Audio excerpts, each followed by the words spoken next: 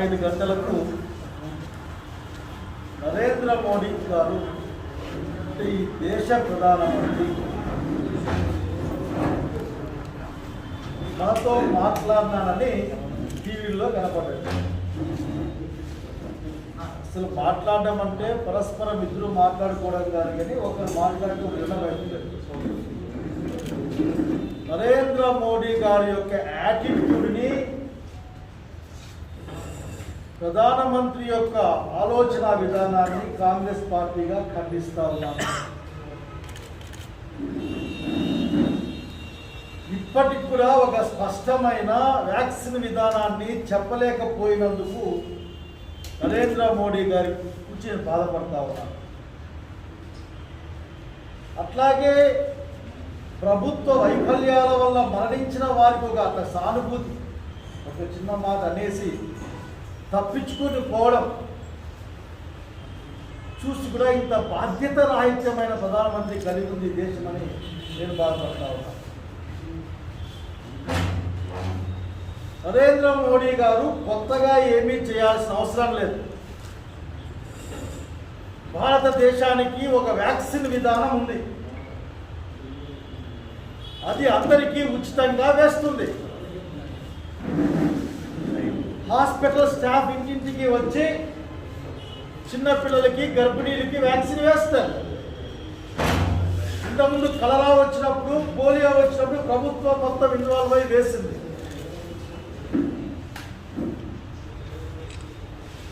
అది కూడా പക്ഷെ తెలుసో తెలియకో ఇది అనుకోవడం, ఇది కాంగ్రెస్ పార్టీ విధానం కాబట్టి వద్దనుకున్నాడేమో, ఇట్లా వ్యాపారం లేదు కాబట్టి. 18 నుంచి పైన ఉన్న వాళ్ళకి కేంద్రమే ఫ్రీగా వ్యాక్సిన్ వేస్తుంది. ఆ చెప్పే తీరులో కూడా అసలు ఎంతో బాధాకరమైన పరిస్థితి. ఒక విషయాన్ని స్పష్టంగా చెప్పాలనుకుంటా ఉన్నాం సంబంధిత వ్యక్తులందరికీ కూడా. ఈ ప్రజాస్వామ్య భారతదేశంలో ప్రతి పైసా ప్రభుత్వం దగ్గర ఉన్నది ప్రజలకు సంబంధించిందే, ఏ ఒక్కరిది కాదది. మేము ఇస్తాం, ఇచ్చేస్తాం, చదువు చెప్పుకుంటాయి కానీ చెప్పే విధానం. ఈ రోజున 35,000 కోట్ల బడ్జెట్లో పెట్టిన డబ్బులతో కొని ఎప్పుడో ఇవ్వాలి. మీ వ్యాక్సిన్ విధానం వల్ల, మీ 4-5 రకాల విధానాల వల్ల, లేకపోతే మీ చేతకాంతరం అంటే బాధపడతారేమో మీ యొక్క ధనం వల్ల ప్రాణాలు కోల్పోయిన వేలాది మంది, అనధికారికంగా లక్షలు అంటా ఉన్నారు. ఎవరు సమాధానం చెప్తారు? గంగా నదిలో కొట్టుకొని పోతున్న శవాల సంఖ్యకి ఎవరు సమాధానం చెప్తారు? కాల్చడానికి టోకెన్ నంబర్లు ఇచ్చిన రోజులకి ఎవరు సమాధానం చెప్తారు? ఆక్సిజన్ లేక, గాలి లేక విలవిలలాడుతూ చనిపోయిన ఆ ఆత్మకి ఎవరు సమాధానం చెప్తారు? ఛిద్రమైపోయిన కుటుంబాలకు ఎవరు సమాధానం చెప్పాలి? ఈ రోజున మోడీ గారు చెప్పాలి. మరొక్కసారి నెపాన్ని వేరే వాళ్ళ మీదకి నెట్టే తన యొక్క లక్షణాన్ని బయట పెట్టుకోవడం తప్ప, ఆర్ఎస్ఎస్ లక్షణాన్ని, తన బీజేపీ లక్షణాన్ని ఇంకొక మీద సెంట్రల్ మేము రాష్ట్రాలు తమాషా చూసారా? అంటే రాష్ట్రాలకు ఇచ్చేసి రాష్ట్రాలు చేత కాకపోతే, మా జగన్మోహన్ రెడ్డి ఎటువంటి చేత కాకపోతే ప్రాణాలు కోల్పోతూ ఉంటే మీరు సరే వీళ్ళకి మంచి జరగాలి అని చూసారా ఏమైనా? ఈ దేశంలో వ్యాక్సిన్ విధానం కేంద్రీకృతం. వ్యాక్సిన్ కొనడాలు, అమ్మడాలు, చివరికి నడిచి మీరు ఇంజక్షన్లు, యాంపోటేషన్ బిల్ కూడా మీరే మీ అకౌంట్లోంచి పంపించారు కదా. నెపాన్ని వేరే వాళ్ళ మీద, ప్రజల మీద నెట్టే మరింత జాగ్రత్తగా ఉండాలి. ప్రజలకు వాళ్ళు జాగ్రత్తగా ఉన్నారు కాబట్టి మాత్రం బతికున్నారు ఈ దేశంలో. కనుక ప్రకటనలో చిత్తశుద్ధి లోపించిందని నా అభిప్రాయం. 25% హాస్పిటల్కి ఇస్తామని ఎందుకంత నాకేం అర్థం కావడం లేదు. ఇప్పటికీ మీజిల్స్, మమ్స్ ప్రైవేట్ హాస్పిటల్ వేస్తారు. వేసుకునే వాళ్ళపై వేసుకుంటారు, వేసుకునేవన్నీ వాళ్ళ కోట ఏంటి? ఇప్పటికి కూడా వ్యాక్సిన్ పైన మీకున్న వ్యాపార దృక్పథం మారలేదని దానికి ఇది ఉదాహరణ మాత్రమే. ప్రజలు, కోర్టు, మా నాయకుడు రాహుల్ గాంధీ గారు స్వతహాగా సుప్రీంకోర్టు ఇన్వాల్వ్ అయితే మీరు ఈ మాత్రం దిగి వచ్చి మాట్లాడుతూ ఉన్నారు. ఈ 2 నెలల కాలంలో మాట్లాడలేదే.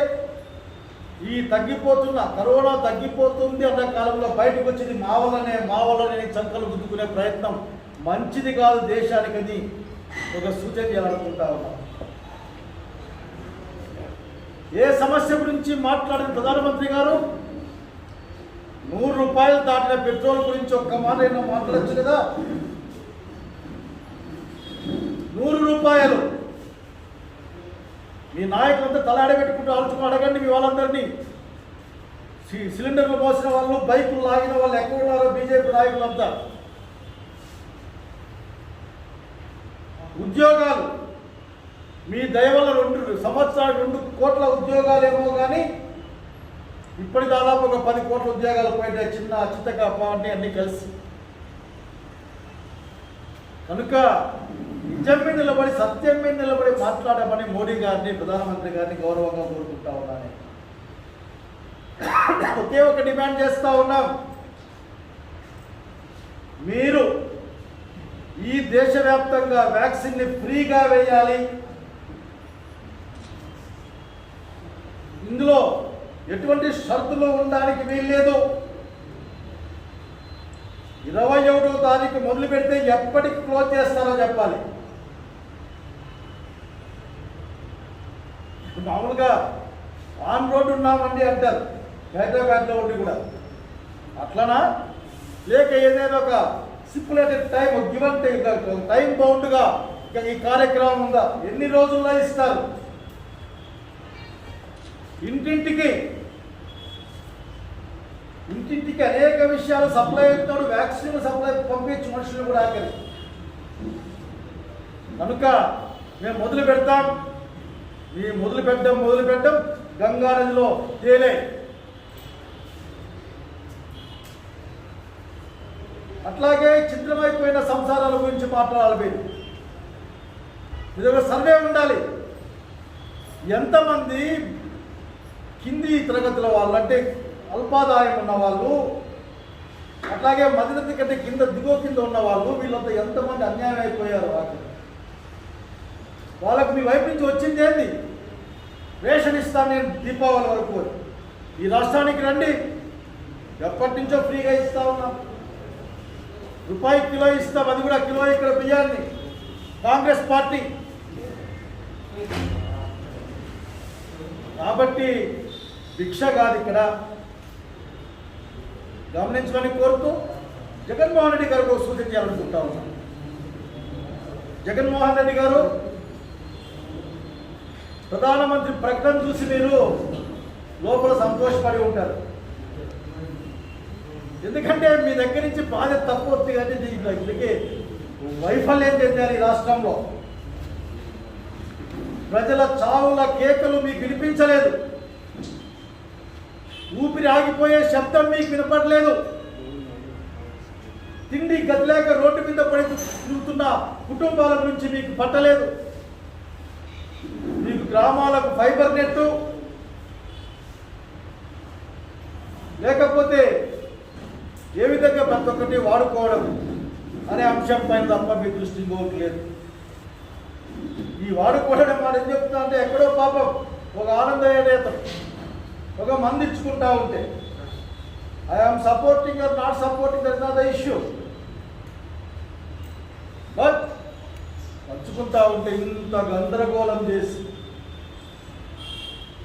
ఖండనలు మండలతో కేసు దాకా పోయేంత పరిస్థితి చూస్తున్నారు జగన్మోహన్ రెడ్డి గారు. మీకు తెలీదా?